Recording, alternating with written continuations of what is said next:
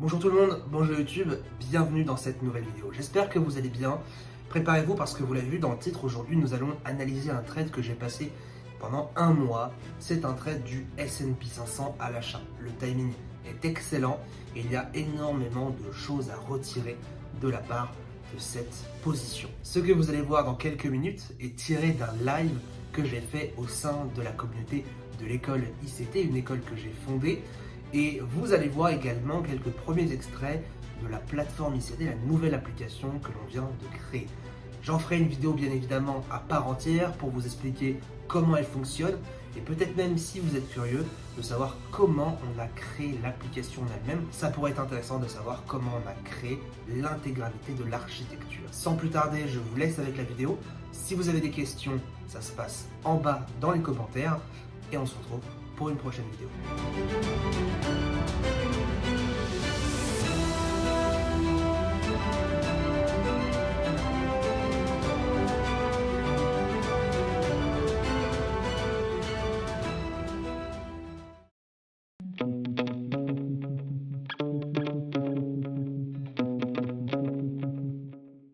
J'espère que vous passez une bonne journée. On se retrouve donc aujourd'hui, je vous l'ai dit, pour faire un récap, une analyse d'un trade que je vous ai partagé progressivement sur le S&P 500, un trade qui s'est voulu en intraday au début, puis qui s'est retrouvé en swing parce que l'objectif, le deuxième objectif, on verra dans quelques minutes, eh bien, était bien plus loin que d'habitude.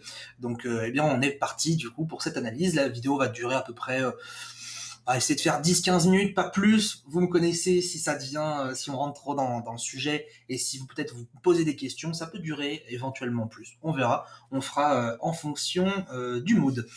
On se retrouve déjà sur la plateforme ICT. Alors je vais couper ma caméra, comme ça vous allez pouvoir avoir le grand écran logiquement. Non, c'est pas le cas, c'est pas. On va couper la caméra comme ça, vous allez pouvoir vous focus directement sur la plateforme ICT, donc la nouvelle application de l'école ICT, et dessus on va pouvoir aller faire une analyse sur justement le S&P 500. Je vais déjà vous partager bien une photo que je vous avais partagée, qui est du coup le trade en lui-même. Je vous avais partagé donc cette première photo juste là. Souvenez-vous-en. Hop, je vais ouvrir le lien, comme ça on va la voir normalement en plus grande qualité. Voilà, ici en plus grand. Donc je vous avais partagé justement ici cette position qui a duré un mois exactement, un mois de position. Donc ça a été assez long. Vous allez voir quand je vais parler d'objectifs qu'il y a eu vraiment un extrême en fait entre le premier objectif et le deuxième objectif. Je vous donnerai les chiffres juste après, vous allez être assez surpris. Je retrouve donc la première photo. Hop, donc ici on avait également cette photo-là, donc la photo de l'achat au moment où on était en train de sortir d'un range. Donc on a vu un range ici sur le H4. Il y a eu de l'attente, beaucoup d'attente, puisqu'on a rangé pendant à peu près 2 semaines, voire même peut-être 3 semaines. Donc ça a été vraiment graduellement ce marché haussier, cette impulsion haussière. Et si je retrouve donc la première photo sur mon écran de droite, je vais vous la partager d'ici quelques secondes. On a également donc ici cette image, donc qui était un peu après justement le deuxième objectif. Et on avait également donc ici cette image-là qui partageait justement, je vous disais, je décide de placer mon TP2 assez haut pour une continuation du mouvement haussier. Je suis placé sur le point bas de la respiration, ce serait dommage de ne pas profiter d'un aussi large potentiel. Et on va en parler encore une fois, ça aussi, d'avoir cette deuxième objectif assez loin lorsqu'on va parler justement d'objectifs. Avant, je veux présenter quand même le trade. J'attends juste ici, voilà, la première, voilà, c'était ici, c'était bien là. Je vous montre ici avec le commentaire. Je vais vous mettre la photo en grand. Vous allez comprendre. Donc ce trade-là, en fait, je voulais partager en temps réel et je disais flash trade. Dites-moi que je ne suis pas le seul fou à tenter un trade pareil après 130 points S&P 500 de baisse depuis son point haut. Et effectivement, j'ai vu ça. Moi personnellement, j'ai vu une opportunité. On a le point pivot mensuel en plus. Bon, c'est toujours un petit truc en plus, même si c'est pas c'est pas la structure même de mon analyse. J'ai pas juste acheté sur un pivot mensuel. C'est bien sûr un support sur lequel j'ai acheté. Mais voilà, on part de là déjà, d'accord. On part de ce trade-là. On part d'un marché qui perd 130 points de baisse. On part d'un marché qui était assez nerveux. On avait également, je ne sais pas si c'était ce jour-là ou la veille, on avait également une conférence de la Fed. Donc on avait un marché qui était un petit peu fébrile, mais finalement sur du court terme. Euh, on va commencer donc cette analyse plus en profondeur. Quand là je me mets sur la partie graphique de la plateforme ICT. Actuellement, il n'y a pas tout n'est pas entièrement fonctionnel sur la plateforme ICT. Donc c'est pour ça peut-être vous allez me voir switcher à un moment donné sur les graphiques de TradingView que j'ai de mon côté. C'est normal, mais ça devrait le faire. Donc je vais ici mettre ma configuration pour vous partager le plan du jour. Donc là ici, donc ça c'est un trade sur le Dow Jones, c'était un plan que je vous ai partagé. On va aller dans Favoris et on va aller sur, hop, on va rechanger, on va aller sur S&P 500.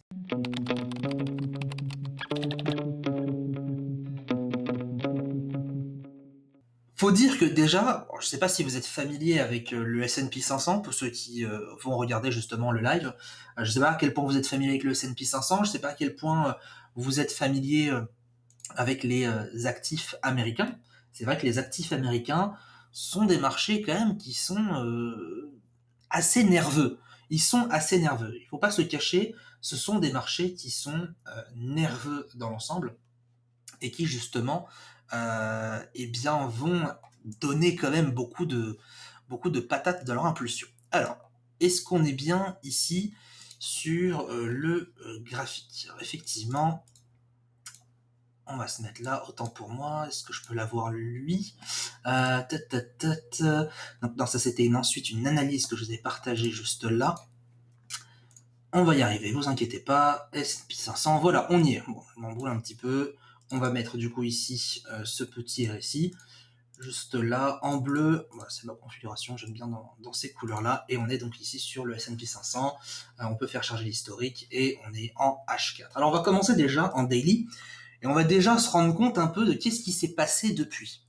Bon, si vous êtes né entre-temps crise sanitaire, je pense que ce n'est pas le cas, vous avez marqué qu'effectivement, donc durant le crash, durant le flash crash, je préfère l'appeler flash crash parce que c'est pas un crash boursier, mais pendant ce flash crash du Covid qu'on a eu du coup en mars sur une période, allez, c'est fin février jusqu'à le plus grand pic du bas, ça a été le 23 mars. Donc on a fait vraiment un creux sur le 23 mars. On a eu des marchés qui paniquaient, un marché qui, je le rappelle encore une fois, qui perdait quand même 35%. C'est pas rien du tout, perdre 35% en moins en quelques jours, c'est quand même assez inhabituel. Dans ce contexte-là, les marchés ont remonté à une puissance, le fait d'avoir des réouvertures, des nouvelles perspectives sur l'économie, etc. Et depuis finalement ce flash crash Covid, eh bien, on n'a eu qu'un marché du S&P 500 qui n'a fait que de monter, monter, monter, monter, avec la même structure que le trade qu'on est en train de présenter aujourd'hui. Ce que j'ai fait là, c'est littéralement valable pour tout ce qui s'est passé à peu près sur le S&P 500 ces derniers mois. C'est uniquement du point bas, j'attends une correction et je me place pour reprendre l'achat. Quand on regarde ici ce graphique, justement, on se rend bien compte que effectivement, le marché a été énormément rythmé par, donc dans le fond, bien évidemment, un mouvement très haussier, mais il a été rythmé par justement des mouvements correctifs, mais qui reprenaient immédiatement. Vous noterez que sur ce graphique-là, on est sur des marchés qui, en moyenne, ici, on va prendre juste là, mis à part ici, donc là on est à 7%, là on est à 5%, là on est à 4%, ici on est à 3-4%. On est dans un marché qui en moyenne décroche de 3-4% en correction. Un marché qui décroche à 3-4% de correction, c'est un marché qui, à mon sens, est parfaitement sain à la hausse. Quand on fait des corrections, on va pas non plus aller dans les violentes corrections comme on pourrait dire aller dans le Covid-19. Et on est quand même, quand on est sur des corrections, on n'est pas sur des marchés qui perdent 3%. On est sur des marchés qui vont perdre 10, 15, 20. Des corrections plus violentes, ça va être du 30%. Et après, là, quand on est sur du crash boursier, 30, 40, 50, voire plus. Là, on a un marché du S&P 500 qui a eu des respirations qui ont été assez faibles et qui ont réussi, excusez-moi, à tenir tout le long des nouvelles que le marché absorbait. Parce que on l'a vu ensemble, on l'a passé en revue, on a les lives de Valentin Enfrand une fois par mois qui nous parlent de macroéconomie. À chaque live, on parle de les chiffres sont bons, mais les marchés sont quand même inquiets. Mais les chiffres sont bons. Les chiffres ont toujours été bons après le Covid, et vous me direz, c'est aussi à peu près logique, hein, il n'y a pas non plus de mystère. C'est encore une fois, c'est pas un crash boursier qu'on a vécu, c'est une épidémie, forcément, qui a pénalisé l'économie, mais tout se relance. Donc c'est une question de temps. Donc on a vu vraiment le marché du S&P 500 rentrer dans cette temporalité de haussier, haussier, haussier, haussier, haussier. Dans l'ensemble, on aura aussi des chiffres qui ont été très bons, que ce soit du PIB, que ce soit de la NFP. Et on a même peur aujourd'hui, dans ce contexte-là, les investisseurs ont peur que les chiffres soient trop bons pour que l'inflation nous rattrape. Donc on est dans un tunnel où on veut des bons chiffres, mais pas trop. Et tant qu'on a des bons, eh ben on investit, on continue, on continue. Donc on charge la bulle. Est-ce qu'on est dans une bulle? Est-ce qu'on est en train d'encore gonfler la bulle? Je ne suis pas un magicien, je ne sais pas. Le marché est cyclique, donc forcément il y aura un crash un jour ou l'autre. Et je parle pas de celui-ci, hein, on parle des crashs de 2000, 2008, etc. Mais en attendant, moi ce que j'applique, pour finir sur ce point fondamental, en ce moment ce que j'applique, c'est la règle d'or du trading, c'est, je vous en parle depuis quelques lives, hein, acheter la rumeur, vendre la nouvelle. Si c'est une phrase qui est vieux comme le monde, c'est une phrase qui fonctionne même après des années. Parce que, encore une fois, vous regardez les périodes de crash boursier, les indicateurs techniques, de manière générale, je dirais plutôt les indicateurs fondamentaux, vont plus dire on est vraiment à un point où ça devient très compliqué et le changement avec le marché se fait un peu après. Donc lorsqu'on a un marché comme celui-ci, tant que ça monte, moi j'applique ce système de j'achète la rumeur et je vends la nouvelle. Tant que pour l'instant le marché a peur, le marché ceci, le marché cela, les chiffres sont bons, rien ne me dit techniquement, fondamentalement que pour l'instant ça va se retourner. Alors oui, plein d'analystes, plein de traders, etc., qui vont dire oui, machin, le crash boursier, etc. Il n'y a pas plus tard que, il me semble, il y a un mois, justement, je vous ai partagé une vidéo sur YouTube d'une personne que j'aime beaucoup, s'investir, qui parle justement que beaucoup de grands investisseurs, beaucoup de grands traders en ce moment retirent de plus en plus leur argent parce que ils craignent peut-être une crise. Bon, encore une fois, le jour où on aura la crise, nous on sait quoi faire. Soit on se positionne à la vente, soit eh bien on va chercher des points bas, soit on attend et on change de marché. Parce que je sais pas, le DAX, le CAC, tous les marchés des indices mondiaux s'effondrent, en tout cas pour un moyen terme, que il y a rien à côté. On a aujourd'hui du forex, des actions, des matières premières, etc. Donc on a plein de marchés. Donc on sait quoi faire. Nous on est préparés. Nous on n'est pas du camp, si vous voulez, des personnes qui ont toujours peur et ne vont pas investir, etc. Nous on investit déjà, que ce soit notre temps, nos compétences et dans le trading. Donc s'il y a un crash boursier, on change de marché. C'est pas plus simple que ça. Donc sur le point de vue du fondamental, je répète, acheter la rumeur, vendre la nouvelle. Tant qu'il y a de la rumeur, rien de concret, mon scénario, que ça soit sur le DAX, le CAC, le S&P 500, le Dow, le Nasdaq, ou même tous les autres indices que vous voulez, tant que ça continue à monter, moi je ne fais qu'acheter.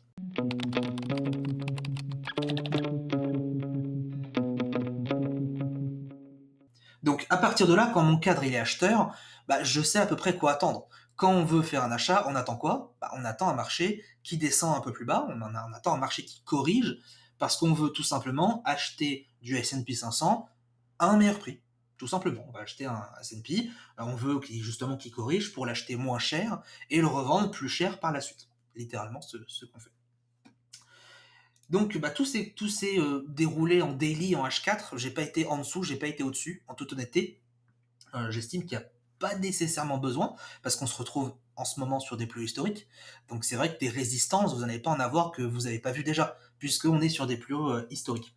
La première chose justement qui m'a vraiment plu, et je vais le mettre ici sur ce graphique, la première chose qui m'a plu, c'était du coup en daily. Et en daily, vous savez que j'aime bien m'accompagner sur mes graphiques justement des bandes de Bollinger qui, je trouve quand même, indiquent des super points d'entrée, positions, etc. En tout cas, il m'indique des excès que je vais justement pouvoir profiter. Si ça tombe sur un support ou une résistance, hein, vous connaissez la chanson, pardon, et bien c'est tant mieux pour nous. Donc sur la position du S&P, on était, donc que je dise pas de bêtises, j'étais positionné à 4257. Donc 4257, c'est ici. En daily, on est là. Le chandelier, alors ne rompt pas ici la bande de Bollinger, mais en daily, en tout cas, on a un marché qui tape en bas sa bande inférieure.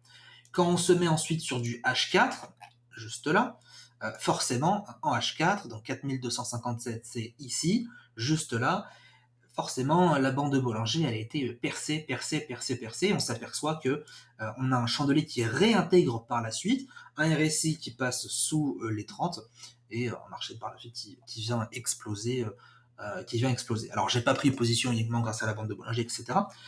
Si vous voulez, ce qui m'a fait prendre position, c'est quand on va se mettre justement sur du 4 heures, c'est que, encore une fois, lorsqu'on a ces corrections-là, on applique tout simplement la théorie de dos.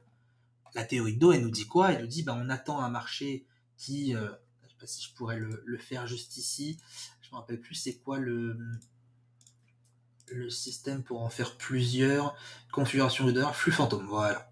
Flux fantôme, donc je vais le mettre, enlever l'automatique. On va se mettre ici, flux fantôme, je vais le mettre en favori, ça sera plus simple. Ok, nickel, ça c'est cool. La théorie de dos, vous la connaissez très bien, hein. Je vais pas rien vous apprendre pour le coup. C'est pénible, hein, excusez-moi, j'ai des notifications. La théorie de dos, un plus haut, de plus en plus haut, un plus bas, de plus en plus haut. Et des fois, qu'est-ce qui se passe? On va voir si on peut... Hop, si on pourrait pas peut-être les grossir. Non, tant pis. Qu'est-ce qui se passe des fois? Ce qui se passe, c'est que des fois, le dernier plus haut sert de résistance, d'accord? Et quand le marché le casse, forcément, quand on est au-dessus de la résistance devient support. Et ce support-là, des fois, devient justement une source d'opportunité, puisque le marché vient s'appuyer dessus pour repartir à la hausse. Alors, bien évidemment, ce genre de cas, c'est pas à 100% du temps. Ça, c'est clair et net. C'est pas 100% du temps, mais quand ça arrive, c'est à vous de le guetter. C'est à vous de l'observer et c'est à vous de patienter si le marché vous donne une information que ça pourrait éventuellement se retourner.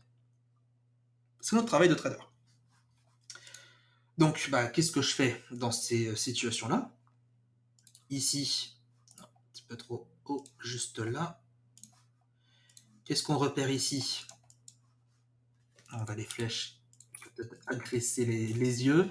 Qu'est-ce qu'on repère ici? Eh bien, on repère d'une part un dernier plus haut historique, suivi d'un nouveau plus haut historique qui a à peine dépassé, corrigé pour repartir, et on voit le marché, justement, hop, ici, se coller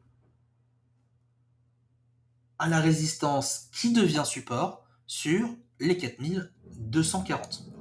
4240, là on est sur l'indice en lui-même. C'est l'indice composite, donc après sur le DAX CFD, sur le DAX futur, etc. Bref, on a le même niveau à quelques différents points. Le niveau est là. Le niveau est là, le support se fait, le RSI, forcément, le marché qui baisse, le RSI baisse aussi, mais le RSI vient pointer directement pile sur sa zone limite, à 30.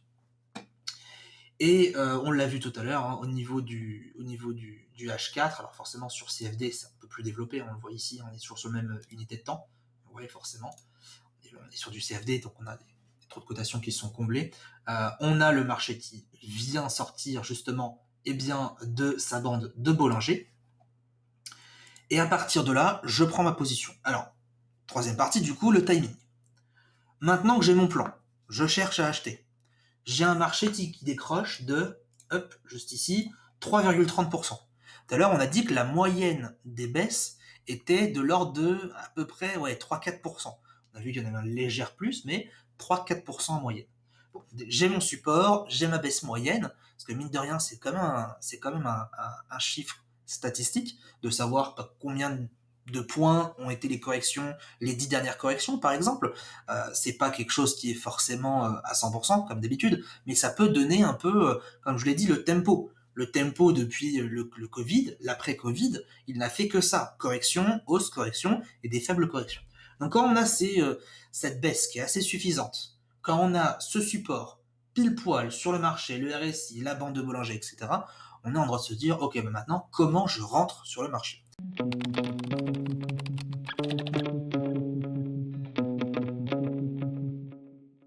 Alors habituellement, moi j'ai différentes façons de rentrer, forcément, que ça soit en termes de stratégie ou même en termes de tactique. C'est-à-dire que par exemple, je vais pouvoir rentrer avec une position de MC ou alors une position, je sais pas, divergence RSI, je dis n'importe quoi, et je peux rentrer en plusieurs fois. Donc c'est une tactique que j'ai. C'est-à-dire, je peux rentrer, si je suis pas très confiant dans le trade, au lieu de mettre, par exemple, admettons, je risque 1%, au lieu de mettre 1%, je vais mettre peut-être 0,5%, je vais mettre la moitié de ce que je voulais investir, par exemple, ici sur le support. Si je vois que le marché prend, assez rapidement, je réinvestis. Si je vois que le marché prend pas, justement, ça me permet, pas tous les cas, parce que des fois le marché joue et forcément ça remonte, ça rebaisse, etc. Mais quand on est sur un marché qui est quand même propre, en l'occurrence, je trouve que le S&P a été très propre depuis un bon bout de temps. Et bien, quand on a un marché qui est propre comme ça, on est en droit aussi de se dire, tiens, je vais mettre la moitié de ma position. Si ça prend, je remets l'autre moitié. Bien évidemment, faut se créer ses stratégies. Hein. Il faut se dire à quel moment je définis que je vais pouvoir mettre l'autre moitié. Ça, c'est quelque chose qui se réfléchit bien sûr en amont. C'est pas freestyle comme ça. En l'occurrence, moi, ce n'est pas le cas. D'accord? Sur cette position-là, je ne suis pas rentré en plusieurs fois parce qu'encore une fois, pour moi, tous les chiffres étaient dans mon sens, tout ce que je vous ai dit depuis le début, tout porte à croire qu'on va continuer à monter. Donc j'ai préféré juste reprendre et j'étais prêt à repayer par la suite, d'accord? J'étais prêt à repayer si on allait par exemple ici chercher les 4000, entre les 4100, allez, les 4070 au niveau de cette zone tout en bas. J'étais prêt à repayer. Pas parce que je l'ai fait en deux fois, mais juste j'étais prêt à repayer parce que je pense vraiment que le marché du S&P allait continuer sa hausse. Donc mon timing, en fait, je vais peut-être vous surprendre, mais mon timing, pour le coup, il s'est fait vraiment sur la zone. Je me suis pas aidé d'un RSI, je me suis pas aidé d'une Bollinger ou quoi que ce soit. Bien évidemment, je les avais devant les yeux, mais ils m'ont pas servi comme timing. Ils m'ont indiqué finalement qu'on était vraiment sur un excès. Donc quand j'ai vu ça, j'ai estimé en tout cas que la bougie était relativement propre. On a des bougies qui étaient lourdes, qui étaient chargées. Hein, quand je dis lourdes et chargées, vous voyez, c'est des bougies pleines. C'est-à-dire qu'on n'a pas beaucoup de mèches. On a des bougies qui foncent vers le bas. Ici, cette bougie-là n'a pas de mèche. Elle n'a pas de mèche par le haut. Ça veut dire que durant ces 4 heures de cotation, ça a été en dessous du niveau d'ouverture. Rien au-dessus.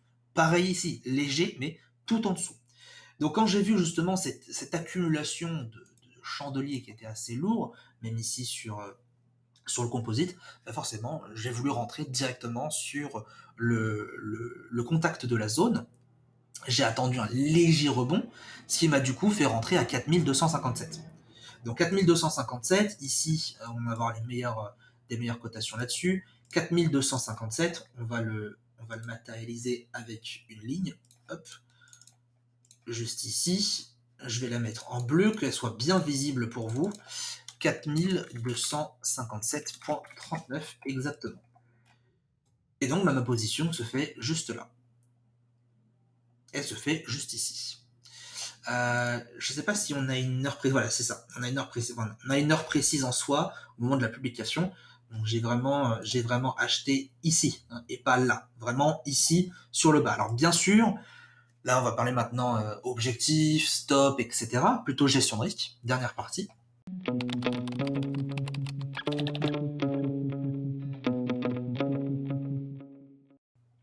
Bien évidemment, vous le voyez hein, sur cette position, j'ai mangé du drawdown. Donc le drawdown, je leur explique pour ceux qui ne savent pas, c'est quoi? Le drawdown, c'est votre perte maximale. Donc admettons, je sais pas, je gagne 10% sur un mois et j'en perds 5 le mois d'après, et j'en regagne 10 le troisième mois, mon drawdown c'est 5%. Parce que mon capital a chuté au maximum de 5%. Le drawdown, c'est censé m'indiquer, par exemple, si demain j'investis 10 000 euros sur vos trades, d'accord? Je vous donne 10 000 euros, vous tradez avec. Si vous me dites, mon drawdown moyen, il est à 4%, ça veut dire que dans ma tête, je suis prêt à perdre 4% à tout moment, si c'est le cas. Ça veut clairement pas dire que vous allez perdre beaucoup moins, en tout cas vous allez plus perdre moins que cela. Ça indique juste en tout cas la perte maximale que vous avez encaissée. Donc là, un drawdown sur une position, c'est combien en latent, combien vous avez perdu au maximum avant de repasser positif et du coup de gagner votre position. Donc là, mon drawdown, pardon, je l'ai pas énormément subi, il était à 25 points. Personnellement, moi j'avais un stop, alors je sais plus si c'était 40 ou 50, je vous l'avais dit sur Discord, je vais reprendre pour être sûr à 100%. Il me semble que c'était 40, hein, si je dis pas de bêtises. 42 stop, c'est plus ressemblant sur le S&P 500. 30 m'aurait peut-être paru un tout petit peu sec. Une petite seconde. Je retrouve encore une fois la publication. Je veux quand même pouvoir prendre des chiffres justement exacts. Vous savez quoi? Je l'ai publié hier sur mon Instagram. Donc je vais la voir. Donc stop de 40 points, exactement. Stop de 40 points. Le take profit numéro 1, juste ici, on va les mettre petit à petit. Et là, c'est là où je vais vous parler justement de l'extrême des deux objectifs que vous allez voir. Donc le premier objectif se fait à 4320 $. En fait, c'était un intraday de base. Je postais un intraday.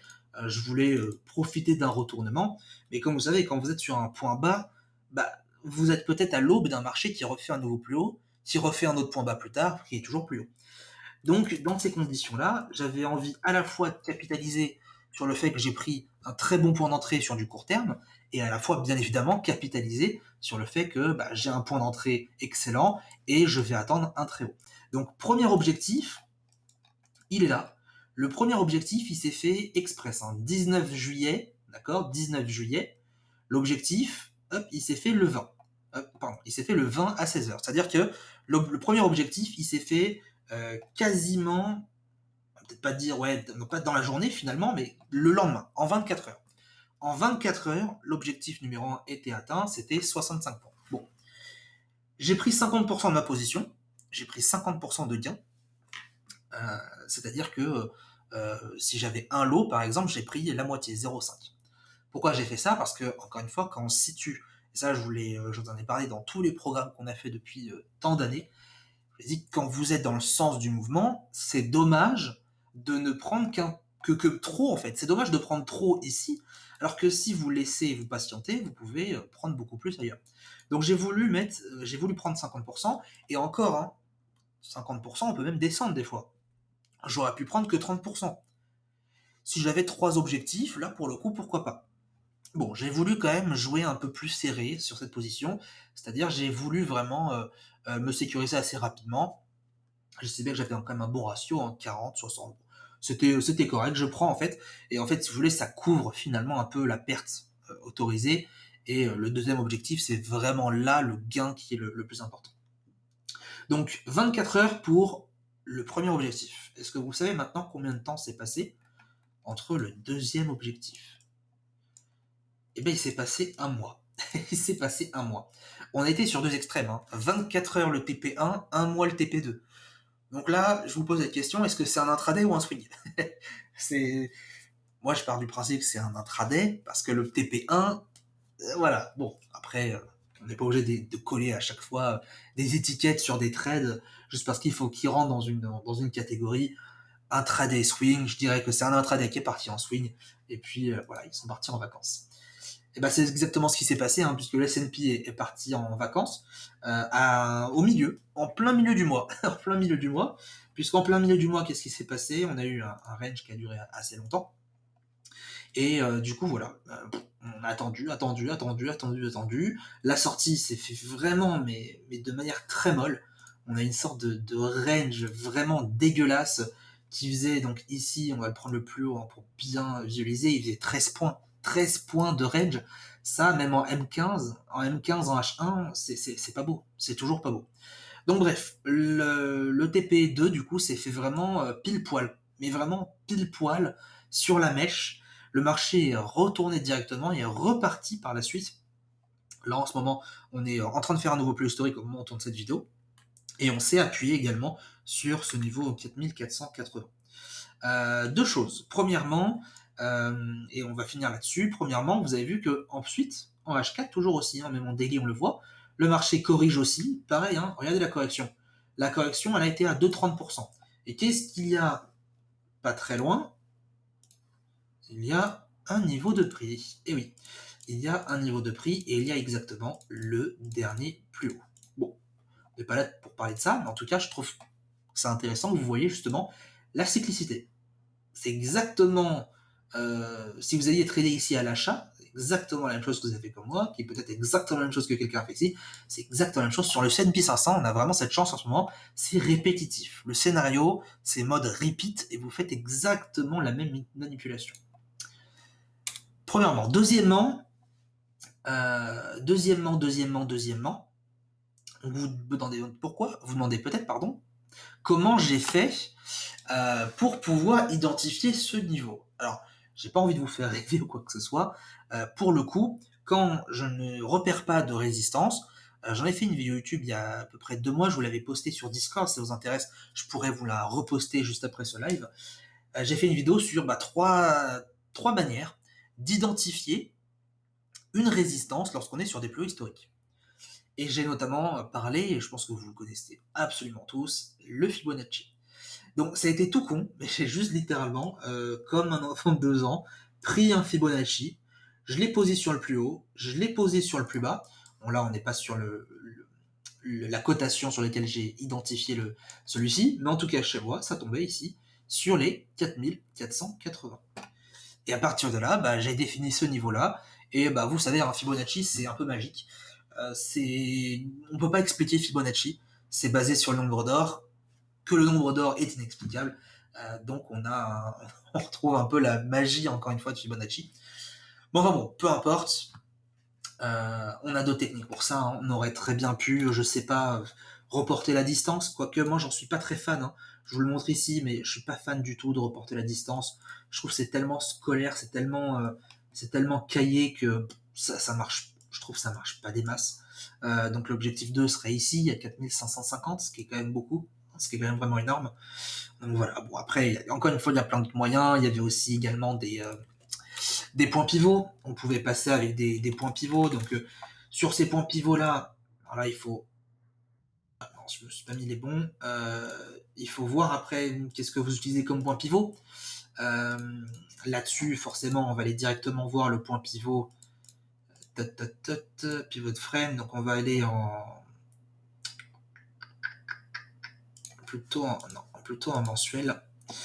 Plutôt en mensuel, voilà. Et puis vous voyez que la R1 par exemple ici était à ce niveau-là. Bon alors cette R1 elle a été construite à partir de là, donc c'est pas effectif. La R2 qui était juste ici, qui a été bien travaillée, pourquoi pas, et la R3 qui pour l'instant n'est pas travaillée, mais ça ne saurait tarder en tout cas avec l'arrivée du marché. Donc bon, sur une position comme celle-ci, encore une fois, il n'y a pas de comment dire, il n'y a pas de moins bon ou meilleur outil pour regarder un take profit, en tout cas pour pouvoir le prendre. Il y a juste celui qui gagne le plus. Hein. Là pour le coup on est vraiment sur du pur concours de tickets. Hein. C'est vraiment qui gagne le plus fait la meilleure performance. Mais c'est vrai qu'après il y a plein d'outils différents. Et il n'y a pas forcément, là le marché l'a tapé au point près, mais il aurait pu très bien le taper 10 points en dessous, et là, mon Fibonacci m'aurait mis à l'envers. Donc vous voyez que c'est pas tous les coups, encore une fois comme ça. Si ça aurait été le cas, j'aurais changé de scénario, j'aurais peut-être attendu, je sais pas, admettons que si on revient ici, si on casse le bas de range, par exemple ici à 4420, le mini range dégueulasse, je me dis ok, je prends mes profits. Et donc j'aurais peut-être pas pris ici, mais j'aurais pris là. Bon, c'est toujours ça. Mais c'est encore une fois, on s'adapte au marché. Hein. C'est pas au marché, c'est pas je vais pas bouder le marché, je vais pas attendre qu'il remonte juste parce que j'ai envie. Non, c'est qu'est-ce que le marché me dit. Si le marché ne va pas là, je prends ce que je peux. Bon. Pour finir en termes de profit, justement, en termes de profit du coup, je vous ai dit 40 points sur le TP, 40 points de stop loss, TP1 à 63 points, 50% à la clôture. Et le TP2, qui a duré donc un mois, ce TP2, du coup, aura rémunéré du coup 223 points, soit un ratio au total de 3,5 pour 1.